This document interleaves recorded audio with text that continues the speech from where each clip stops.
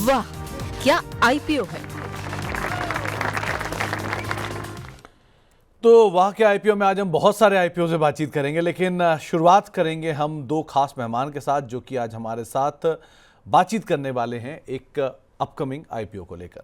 आज हम बातचीत करेंगे जैन रिसोर्स रिसाइकलिंग की मैनेजमेंट से। हमारे साथ श्री कमलेश जैन मौजूद हैं जो ये कंपनी के चेयरमैन एंड एमडी हैं, और श्री मयंक पारिक साहब मौजूद हैं जो ये कंपनी के जॉइंट एमडी हैं। उन दोनों से बातचीत करूंगा, लेकिन उनसे पहले कुछ बेसिक डिटेल कंपनी की आपकी स्क्रीन पर आते हुए दिखाई पड़ेगी। सबसे पहले ये आईपीओ जो खुलेगा ये खुलेगा 24 सितंबर से, और 26 सितंबर के बीच ये आईपीओ खुला रहेगा।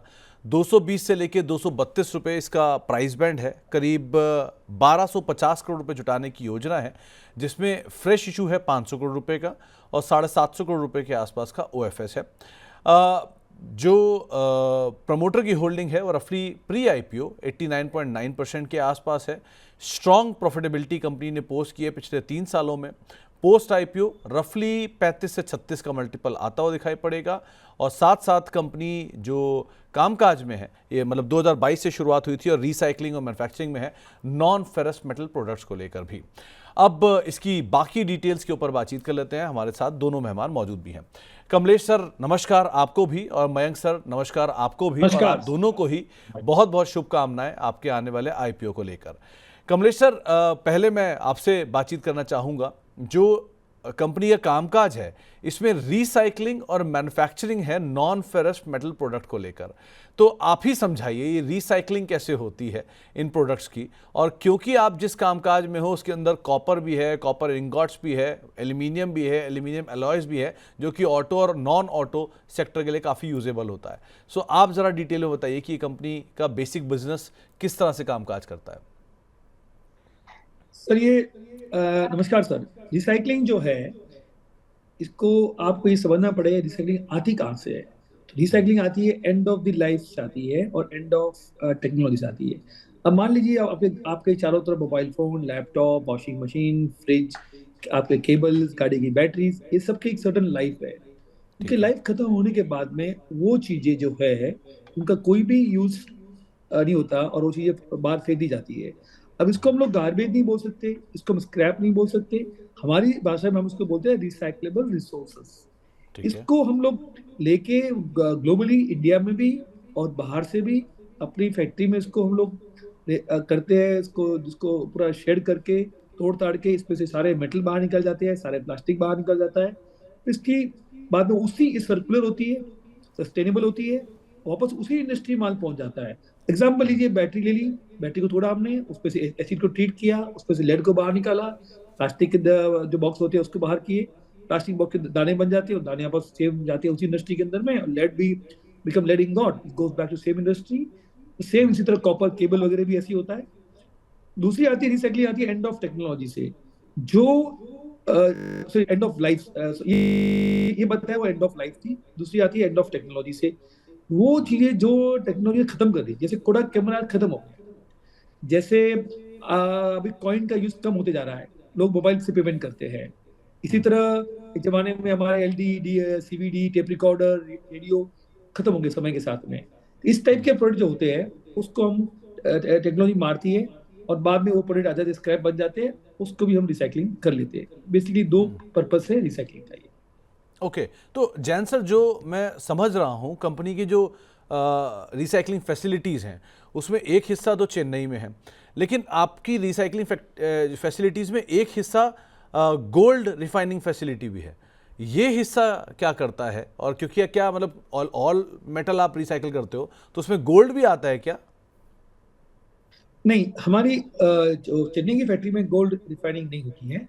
हमने ये फैक्ट्री दुबई में लगाई थी गोल्ड रिफाइनिंग करने के लिए, लेकिन कुछ कारणों से और कुछ चीजों की वजह से हमने अभी वो रिफाइन नहीं कर रहे। हमने एक ट्रायल अपना एक प्रोडक्शन करने का सेटअप बनाया था अभी, लेकिन वो अभी हम नहीं कर रहे हैं।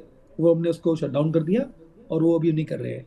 हमारी यहाँ पे सिर्फ रिसाइकलिंग होती है चेन्नई की फैक्ट्री में, और उसमें 4 मेटल है, कॉपर है, लेड है, एल्यूमिनियम है, टिन है और प्लास्टिक है। ओके, अब मयंक सर आपसे एक सवाल।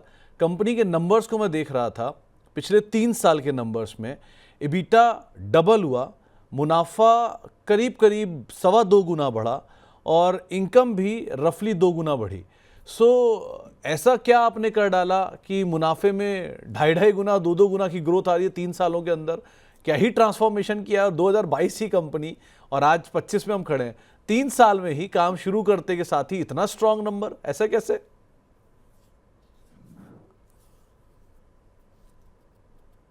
करने के पहले आपको एक नहीं बार मैं मतलब बैकग्राउंड दे दूं कि कंपनी हमारी 3 साल पुरानी नहीं है। ये व्यवसाय हमने 2013 में आरंभ किया था और ठीक है। ये एक पार्टनरशिप फर्म की तरह ये व्यवसाय हो रहा था।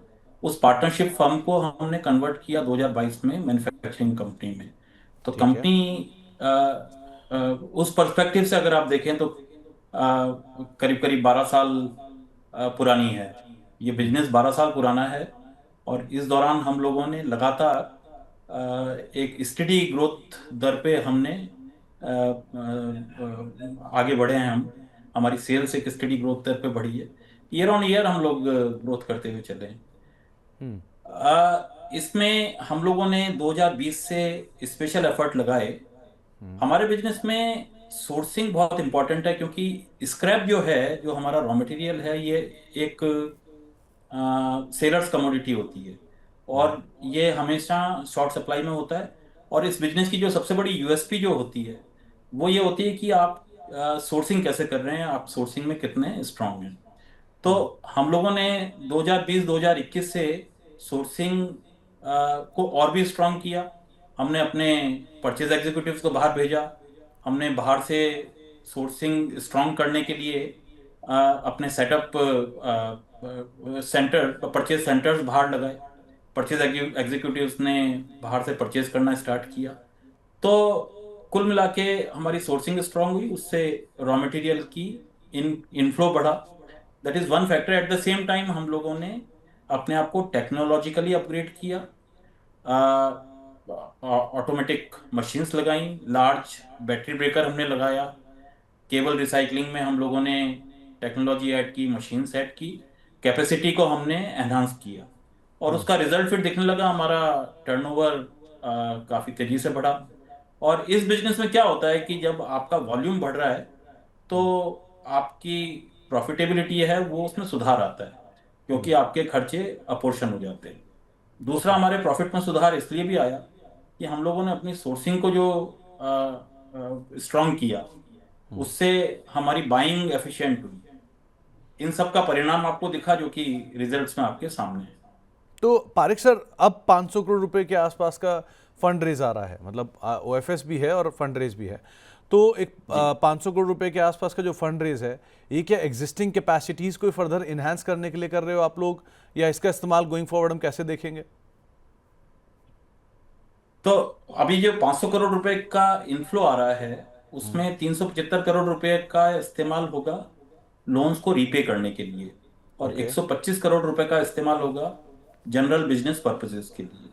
जहां तक कैपेसिटी एडिशंस का सवाल है या प्लांट्स के अपग्रेडेशंस का सवाल है या नए प्रोजेक्ट्स लगाने का सवाल है, हमारे पास आप देख रहे होंगे स्ट्रांग इंटरनल एक्रूवल्स हर साल रहते हैं और वो सफिशिएंट हैं हमारे जो भी ग्रोथ के कार्यक्रम हैं उनको फंड करने के लिए।